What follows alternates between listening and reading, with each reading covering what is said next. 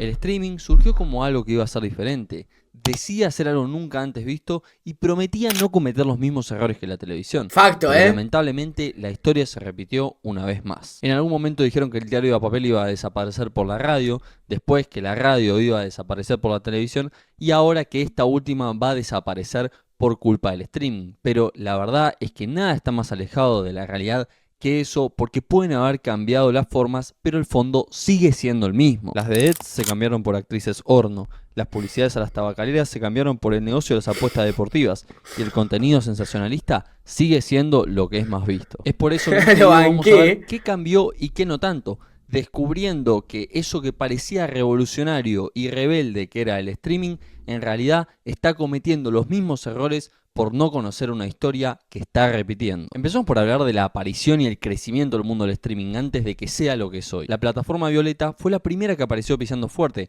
en donde los creadores de contenido eran personas que estaban en su habitación y querían transmitir algo genuino e interesante por fuera de lo que se veía generalmente en los medios masivos de comunicación. Estos creadores de contenido jóvenes estaban hartos de esos programas en donde todo estaba dicho, se repetía todo como si fuese una fórmula matemática para conseguir más espectadores y se creaban contenidos y peleas sensacionalistas y falsas para llamar la atención. El streaming prometía ser algo genuino que salía del corazón de cada creador de contenido por fuera de los grandes presupuestos y los grandes proyectos, siendo más algo casero y hecho con lo poco que tenía cada uno. Eran pibes o pibas que hablaban o jugaban a ciertos juegos desde su habitación y su contenido se basaba en nada más que eso. Y de a poco esto fue consiguiendo más y más popularidad. Empezó por ser un hobby, algo del tiempo libre de algunos, pero a medida que fue avanzando esto se fue convirtiendo en una profesión. Y ahí fue cuando todo cambió en el mundo del streaming. A partir de ahí todo se empezó a hacer más serio porque se metieron marcas y un montón de personas en este mundo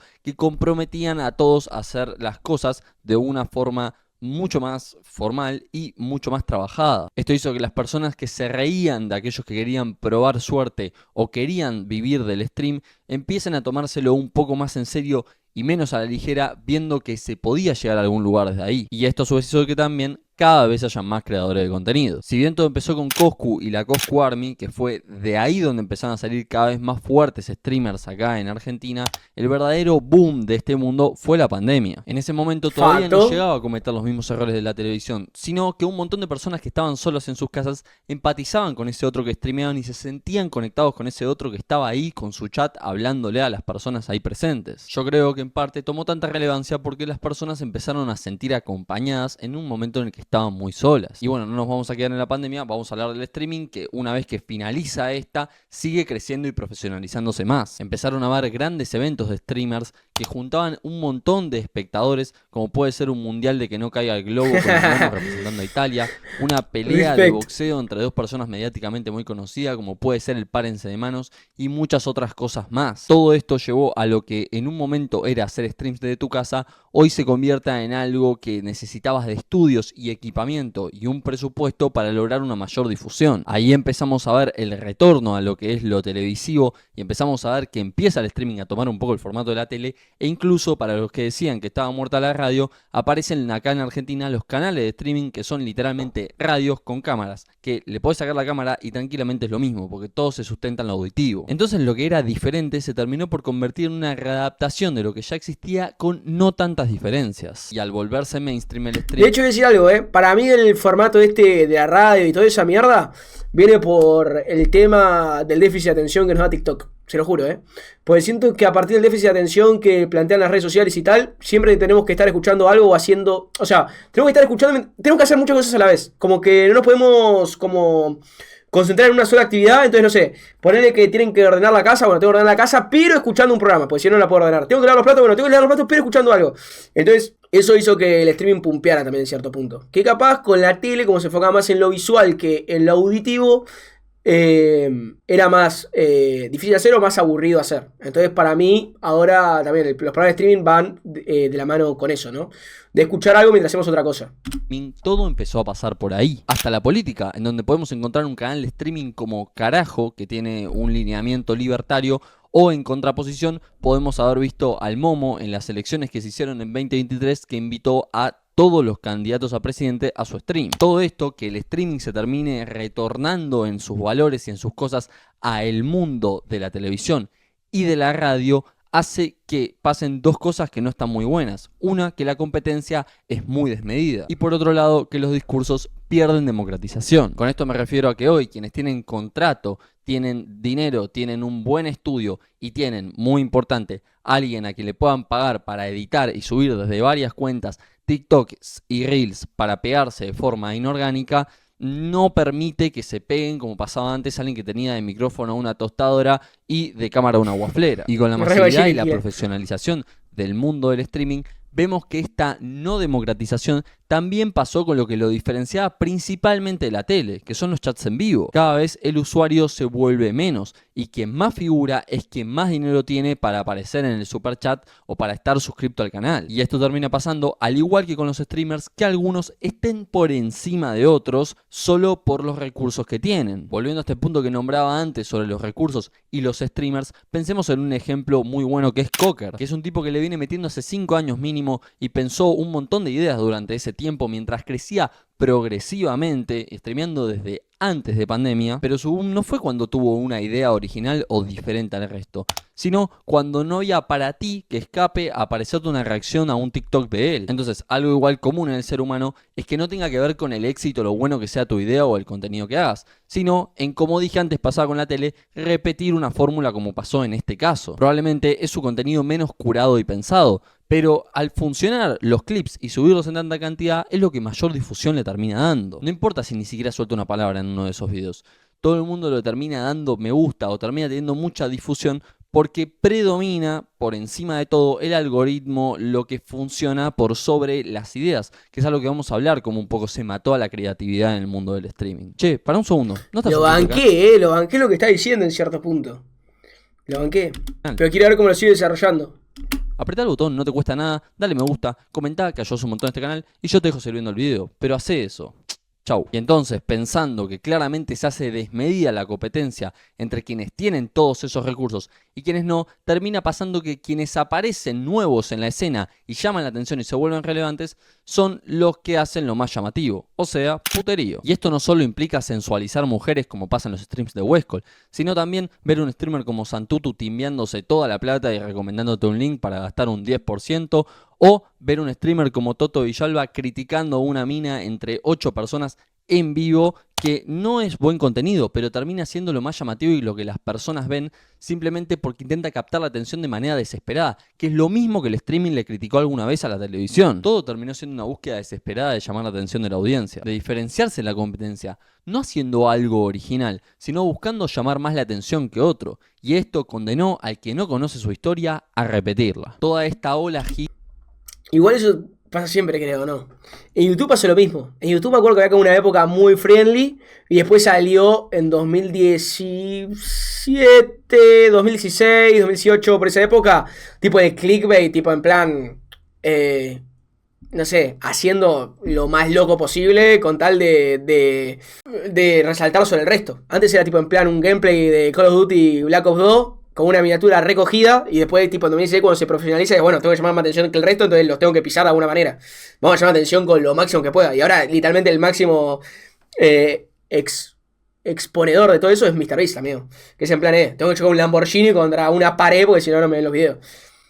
Gigante de personas que vieron que el streaming se podía vivir y que era un mundo rentable, que aparecía sin tener un mensaje genuino ni querer streamear realmente, sin importarle su audiencia, nada más querían tener likes y repercusión, terminó un poco generando algo tóxico en el ambiente. Una parte importante del streaming se terminó convirtiendo en personas que le hablan a sus espectadores solo para que saquen clip y lo único importante es repetir fórmulas y copiar a los demás para poder tener una gran difusión. Fíjense en este ejemplo que les voy a decir ahora para fijarse cómo las fórmulas se vuelven a repetir. Brunanger hoy es un streamer conocido por todos, pero su verdadero boom fue en pandemia, donde streameaba 16 horas por día, a veces más, a veces menos, y tenía no más de 100 espectadores. Pero hubo algo que empezó a llamar la atención de todos desde ahí. Junto a 2 streamers más, se conocieron vía Omegle con 3 chicas estadounidenses con las que empezaron a hablar vía Zoom y empezaron a hacer medio un show en sus streams, hablando, coqueteando con estas. Y fue a partir de ahí que la carrera de Bruno despegó. todos querían saber el siguiente capítulo de la novela y si Bruno iba a ir a Estados Unidos a conocer a su enamorada. ¿No les suena algo de esta historia? Bueno, para los que no se dieron cuenta, fue en gran ¡Qué parte lo que carajo! despegó las carreras de los ahora reconocidos streamers. Manuel Bauletti y Mo. ¡Qué Esto a través de carajo! clips que la pegaban en TikTok, que como dije antes, no tenían la misma forma, pero sí el mismo fondo. Que hoy tengamos tanta información y un exceso de creadores de contenido hace que en ese scrolleo diario que tenemos en el que no podemos distinguir nada, perdamos un poco el sentido de la creatividad y podamos notar qué es lo original. Ya me meto mail, amigo. Ya mismo, La copia, Terminé este video y me meto porque hay mail. tanta nube que terminamos cayendo en solo lo que nos recomienda el algoritmo y no buscando cosas nuevas. Justamente que el algoritmo elija por nosotros hace que todo termine siendo una fórmula y todo termine siendo pegarla a través de la copia del otro para poder tener el mismo éxito. Y así no comunican lo que a uno le sale del interior ni lo que quieren hacer. Terminan convirtiendo la expresión en un producto matemático que nada tiene que ver con lo que eran en un principio esos pibes en una habitación rancia hablando de lo que opinaban, les parecía o querían decir. Que se hicieron conocidos por nada más que lo que son y no por clips. Ahora, hablando de qué puede hacer mejor el streaming o qué venía haciendo bien y dónde pisó el palito, es que la verdad no se puede ir tampoco tan lejos. O sea, no se puede pensar que el streaming iba a ser algo totalmente diferente a la televisión, porque la realidad es que las historias tienden a ser iguales en la vida y todo termina siendo un ciclo. Todos Facto. repetimos la historia de nuestros padres, nuestros hijos también, y lo mismo pasa con el mundo audiovisual. Y creo que el problema principal al enfrentarse el streaming con el mundo de la televisión fue la soberbia de los creadores de contenido que fueron para adelante sin ni siquiera reconocer cuál era el enemigo que tenían enfrente, y contra lo que terminaron luchando es contra un espejo. Porque si se fijan, hoy la plata, las visitas, los likes y llamar la atención se volvieron más importantes que lo original y genuino, que es exactamente lo mismo que le pasó a la televisión. Y yo de chico fui uno más, yo miraba esos streams y me sentía parte e inspiraron mi creación de contenido, pero la verdad es que con el crecimiento en lo que se convirtió hoy me siento un poco alejado de ese mundo. Y esto no es un mensaje en contra de ningún streamer ni haciendo de la cruz a nadie, sino que es para decir que si realmente queremos romper con lo establecido, tenemos que empezar a conocer bien al otro, porque si seguimos y nos creemos más, termina pasando esto, que la cosa se expande y crece tanto que como uno pierde el control de lo que se iba haciendo de a poco, hoy termine siendo desmedidamente una cosa súper extraña y lejos de lo que era en un principio. No me parece que la solución sea decir, che, hoy todo lo que se pega está sensualizado o tiene que ver con apuestas, sino ver por qué pasa eso y cómo podemos hacer para cambiarlo. Si no, es volver a pisar un palito y criticar al otro y decir yo soy diferente, pero bueno, ¿por qué somos diferentes? ¿Qué tenemos para aportar? Y creo que ese es el punto. Entonces empecemos a entender por qué justamente el mundo de lo hedónico, el mundo del placer, funciona tanto, por qué dijeron que iba a ser distinto el streaming de la tele, pero terminó volviendo a ser lo mismo, y ahí vamos a empezar a poder cambiar las cosas como son. Y algo que digo muy importante siempre es intenten no darle de comer al chancho, no le den de comer. ¿Qué eso significa? Les aparece un clip de alguien que para ustedes está haciendo algo mal, que están en contra de los valores de esa persona. Bueno, no se gasten ni comentarle negativamente, ni vean el video, pongan no me interesa. Y esa es la forma también chao. en la que ustedes como espectadores pueden hacer algo con lo que no les gusta. Si no, se termina alimentando lo mismo y eso llamativo termina siguiendo funcionando el algoritmo y todo termina siendo una máquina circular que se repite todo el tiempo. Criticar al otro y querer cambiarlo también implica una búsqueda interior en uno de decir qué queremos que sea distinto y qué queremos que mejore. Para eso, si no nos gusta a alguien, yo siempre digo, busquemos más allá del algoritmo. Vamos al under, que hay un montón de streamers que la están súper padeciendo hace tiempo, metiéndole, y tienen ganas de decir algo genuino y quizás no tienen los medios que tienen los otros, pero sí le están metiendo un montón. Y aprovechemos con cada uno de esos y subite una historia a tus redes o comentale o lo que fuere que apoye a ese tipo de contenido. Si a nosotros nos dieron el poder del chat, el poder del me gusta, el poder de la visita, que antes no teníamos con la televisión y teníamos una cantidad de canales limitados, usémoslo para difundir y para mover aquello que sí está bueno y aquello que sí sirve. E intentemos alejarnos de lo que piensa el algoritmo que somos nosotros, porque al final terminamos siendo rehenes de lo que nos ofrecen. Y el creador de contenido termina siendo nada más que un imitador de contenido. Bueno, hasta acá el video de hoy. Espero que les haya gustado. De ser así, no olviden lo que siempre les digo, que es suscribirse. Sí, lo banqué, fue un buen análisis. O sea, siento que es algo igual como... O sea, no creo que se pueda como erradicar. Siempre va a haber un... Va de nichos, ¿viste? Como que siento que hay diferentes nichos. Está el nicho de gente que le gusta ver todas cosas así medias pornográficas y gente... Yo literalmente creo que nunca vi un stream de guachas, por así decirlo. Tipo, de que hay 5 guachas, un streamer o algo así. Entonces siento que es nichos. Y capaz llama la atención porque hace más ruido el stream. O sea, al ser más controvertido hace más ruido en general. Pero no siento que que sea todo así, en general. O sea, siento que hay un montón de streamers y streamers que también están como muy, ¿cómo se llama esto? Como muy establecidos que no van a por esas cosas. Pero ya, o sea, lo banqué al chabón, que no siento que sea una crítica lo que hace, sino que es un análisis. Y está bien. Y para mí está bueno que esté esto establecido para que venga alguien a romperlo. O sea, todo el tiempo el status quo va a pelear contra algo no establecido.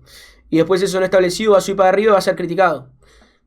Y va a ser todo un ciclo. Se van a subir y bajar, amigo. Yo siento que lo que hoy se critica, en un futuro va a ser lo que después se pida. Y básicamente así. Va a estar así todo el tiempo. Peleando y volviendo. Yendo y viniendo. Siento que la vida va así. Pero lo banqué mucho análisis. Siento que está muy bien hecho.